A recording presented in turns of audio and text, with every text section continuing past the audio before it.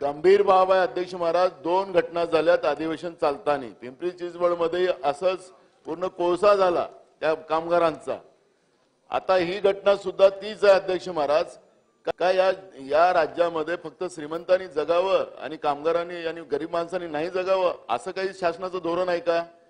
आम्ही त्यावेळेसही तुम्हाला प्रश्न विचारला होता अध्यक्ष, तुम्हाला म्हणजे तुमच्या माध्यमातून सरकारला अध्यक्ष महाराज, की जो कामगार कायदा आपल्या राज्यातला आहे कामगारांच्या हिताचाच नाहीये. सरकारने सगळ्या कारखानदारांच्या बाजूने कायदे तयार करून ठेवलेले आहेत. त्याच्यावर आमचं सातत्यानं प्रकाश आहे. आणि ही घटना पहिली नाही आहे या कारखान्यातली. 6 महिन्याच्या पहिले 2 लोक त्या ठिकाणी मृत्युमुखी पडलेत. सातत्यानं या पद्धतीच्या स्फोटक कारखान्यामध्ये काय काय परिस्थिती होती आहे, शासनाचं नेमकं धोरण काय, लोकांचा जीव गेला त्याला मदत दिली, जीवाला पैसे दिले ना, मेलेल्या माणसाला पैसे देणं नाही, माणसं कशी जगवली पाहिजे हे शासनाने या ठिकाणी सांगितलं पाहिजे अध्यक्ष महाराज. आधी अधिवेशन चालू आहे आपलं, नागपूरला अधिवेशन आहे, नागपूर जिल्ह्यात घटना घडली अध्यक्ष महाराज. याच्यापेक्षा काय गंभीर असू शकते? गरिबांनी जगावं नाही असं सरकारचं म्हणणं असेल तर सरकारने सांगावं अध्यक्ष महाराज. अध्यक्ष महोदय, आम्ही आपल्याला 57 ची नोटीस दिली. खरं तर हा अधिवेशन सुरू असताना एखादा अशी घटना घडते, अनेकांचा जीव जातो, त्यावेळेस आपण त्यावर चर्चा करतो. आमची मागणी होती की प्रश्नोत्तराचा तास स्थगित करावा, कारण अलीकडच्या 2-4 दिवसामध्ये अधिवेशन सुरू असताना ज्या घटना झाल्या, ऍक्सिडेंटमध्ये मोठ्या प्रमाणात लोकांचा मृत्यू झालाय आणि कालची घटना तर फार भयावह अशी घटना आहे. अध्यक्ष महोदय, म्हणजे सेफ्टी मेजर्सच्या संदर्भात हा तिथे प्रश्न उपस्थित होतोय. खरं तर ते नाम्स पाडले जातात का? यापूर्वी याच कंपनीच्या 6 लोकांचा मृत्यू 2018 मध्ये झाला होता अध्यक्ष महोदय, आणि ही दुसरी घटना त्या कंपनीत तिसरी घटना आहे, आणि या तिसऱ्या घटनेमध्ये 9 लोकांचा मृत्यू झाला अध्यक्ष महोदय. ही सर्व लोक एक्सप्लोजिव्ह मध्ये कंत्राटी पद्धतीची माणसं असू शकतात, 10वी-12वी शिकलेल्या माणसं हाताळू शकतात. हे सगळं हा गंभीर विषय आहे. एखाद्याला पाठीशी घालताना आपण आपल्या संवेदना संपल्या काय असा खरा प्रश्न येतो अध्यक्ष महोदय. 11,200 रुपये कंत्राटी यांना देतात. त्या ठिकाणी आपल्याला निदर्शनास आणून येतो अध्यक्ष महोदय, गंभीर घटना असल्यामुळे, की मिनिमम वेजेस सुद्धा त्या मजुरांना दिले जात नाही. मिनिमम वेजेस सुद्धा 11,200 स्लिप आणली आम्ही, एका मजुराचं स्टेटमेंट रेकॉर्ड करून आणलं आम्ही, आणि ते लपून राहिलेलं नाही अध्यक्ष महोदय. त्या ठिकाणी 23 वर्षाच्या मुलीचा मृत्यू झाला अध्यक्ष महोदय. एक महिला तर तिला 2 छोट्या छोट्या बालिका आहेत.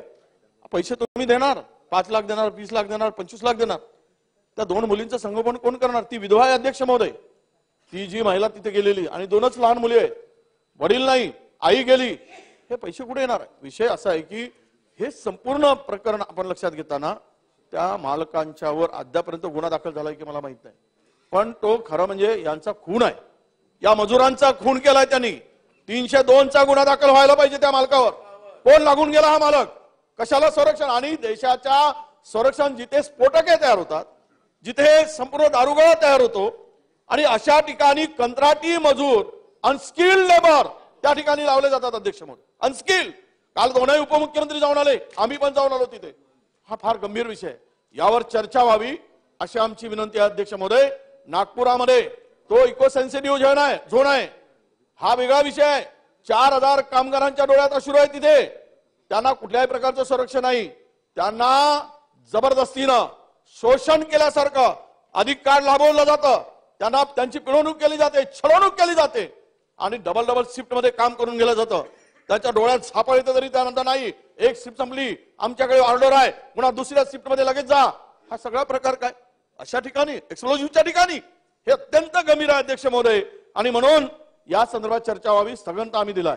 पण तुम्हाला विनंती आहे, नागपुरात जिल्ह्यात घटना घडली, नागपुरात हे अधिवेशन आहे, त्यामुळे हे बसतंय, आपण यावर चर्चा सुरू करावी अशी माझी विनंती आहे अध्यक्ष महोदय. ठीक झालं. आता स्थगन दिलेलं आहे मी, माझ्या मतदारसंघातला विषय आहे. स्थगन चालू नाहीये, 57 चालू आहे. ठीक आहे, पण माझे ऐकून घ्या 2 मिनिट. स्थगनच्या वेळेला ऐकतो, स्थगनच्या वेळेला ऐकतो. नाही, एक अध्यक्ष महोदय, या विषयाची निगडीत एक मिनिट या विषयाची निगडीत आहे का?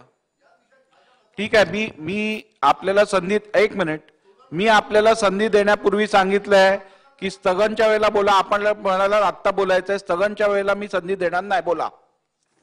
नाही, आमची एकच अध्यक्ष महोदय, काल एक मिनिट अध्यक्ष महोदय, काल एक मिनिट विदर्भामध्ये हे अधिवेशन होत आहे आणि विदर्भाच्या प्रश्नांवर जर कोणी वाचत फोडत असेल विदर्भाचा प्रतिनिधी तर आपण बोलू दिलं पाहिजे, त्याला थांबवलं नाही पाहिजे. ही पद्धत बरोबर नाही अध्यक्ष महोदय. काल जी दुर्घटना झाली ज्यामध्ये 9 व्यक्ती मृत्युमुखी पावले, तो माझ्या मतदारसंघाचा प्रश्न आहे. सर्वात पहिल्यांदा दुर्घटना झाल्यानंतर अर्ध्या तासात मी पोहोचलो तिथे, 3 तास तिथे होतो. त्यामुळे याच्याबद्दल सविस्तर माहिती मला द्यायची आहे, त्याच्यामुळे सविस्तर चर्चा याच्याबद्दल झाली पाहिजे. त्या ठिकाणी मोठ्या प्रमाणात कामगारांचा आक्रोश होता अध्यक्ष महोदय. ज्या पद्धतीनं कामगारामध्ये त्या कामगारांची पिळवणूक केली जाते त्याच्याबद्दलचे प्रश्न आहे अध्यक्ष महोदय. आणि ज्या पद्धतीने राज्य शासनाने 5 लाख रुपये जाहीर केले, कंपनीने 20 लाख रुपये जाहीर केले, 20 लाख रुपयामध्ये बिचारे 9 लोक मेलेत. एकाला 20-20 लाख रुपये देऊन कंपनी याच्यातून या अशा पद्धतीनं पळवाट काढू शकत नाही. त्यामुळे या कामगारांना प्रति कामगारांना 50 लाख रुपये त्या कंपनी सोलर कंपनीने दिले पाहिजे. पण याच्या बाबतीत सविस्तर चर्चा या बाबतीत होणं अतिशय गरजेचं आहे अध्यक्ष महोदय.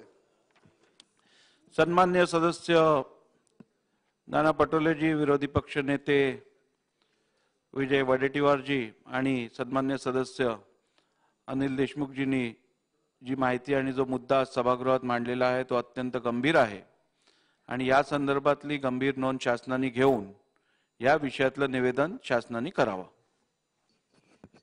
प्रश्न उत्तरे.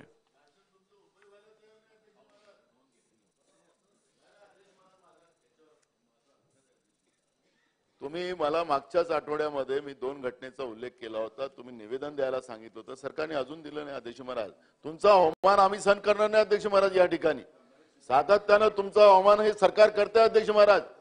तुमचं ऐकायला तयार नाही अध्यक्ष महाराज. जे निवेदन करण्यासंदर्भातल्या सूचना आणि निर्देश शासनाला दिलेल्या ते सर्व निवेदन हे अधिवेशन पूर्ण होण्यापूर्वी शासन करणार.